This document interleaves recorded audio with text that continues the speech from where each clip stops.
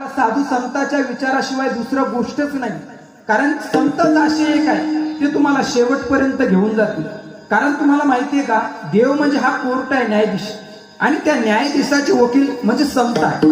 आपल्याला जेव्हा एखादी केस लढायची असते ना, तेव्हा आपल्याला वकिलाचा सहारा घ्यावा लागतो.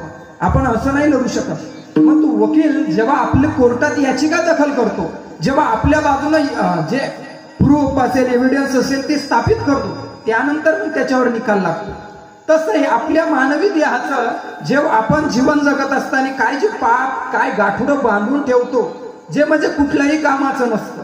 आज तुम्ही आम्ही ज्या लोभामागं, पैशामागं धावत आहोत, अहोरात्र प्रयत्न चालू आहे आपले, आणि नेणार काहीच नाही ना. तुम्ही नेणार आहे ना मी नेणार आहे, कोणालाच नाही. खाली हातानच जायचंय आपल्याला, आहे की नाही? म्हणून नेतानी जे न्यायचंय ते आपल्या पूर्वसंचिताचं आहे, जे म्हणजे साधू संतांच्या विचाराच्या शैलीमध्ये आपल्याला